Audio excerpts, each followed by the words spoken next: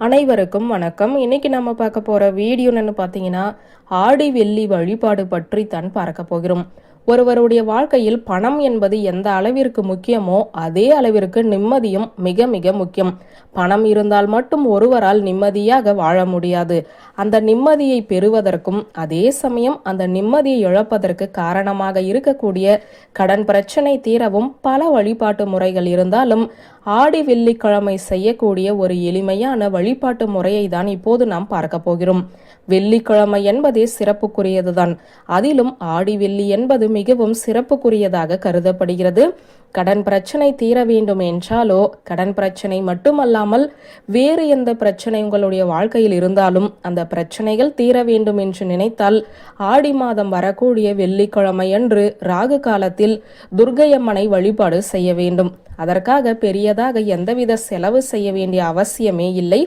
துர்க்கை அம்மனுக்கு 2 நெய் தீபங்களை ஏற்றி வைத்து செவ்வரளி மலர்களால் துர்க்கை அம்மனின் போற்றிக்களை கூறி அர்ச்சனை செய்து வழிபாடு செய்தாலே நம்முடைய வாழ்க்கையில் இருக்கக்கூடிய எப்பேற்பட்ட பிரச்சனைகளாக இருந்தாலும் அந்த பிரச்சனைகள் அனைத்துமே தீர்ந்துவிடும் என கூறப்படுகிறது.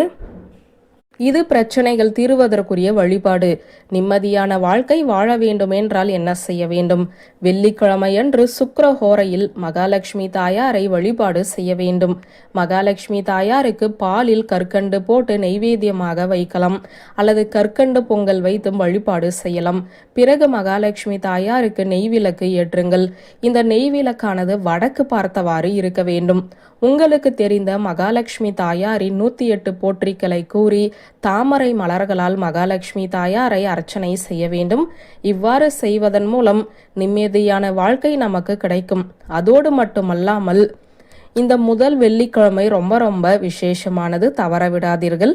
மாலை 6 மணிக்கு வீட்டில் ஒரு குத்து விளக்கை வைத்து அந்த குத்து விளக்கை அம்மனாக பாவித்து அலங்காரம் செய்துவிட்டு அந்த குத்து விளக்கில் இருக்கக்கூடிய 5 முகங்களையும் ஏற்றி வைத்து குங்கும அர்ச்சனையோ அல்லது வாசனை மிகுந்த மலர்களை வைத்து குத்து விளக்கு போற்றிக்கள் என்று இருக்கும் அந்த போற்றிக்களை கூறி அர்ச்சனை செய்யலாம்.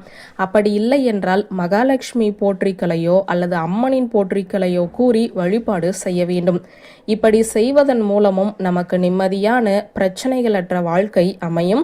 இந்த 3 வழிபாடுகளில் எந்த வழிபாடு உங்களுக்கு உகந்ததாக இருக்கிறதோ அந்த வழிபாட்டை தொடர்ச்சியாக ஒவ்வொரு வெள்ளிக்கிழமையும் செய்து வரும்போது அதற்குரிய பலனை முழுமையாக பெற முடியும் என்ற தகவலை சொல்லி இந்த வீடியோவை நிறைவு செய்கிறேன். நன்றி, வணக்கம்.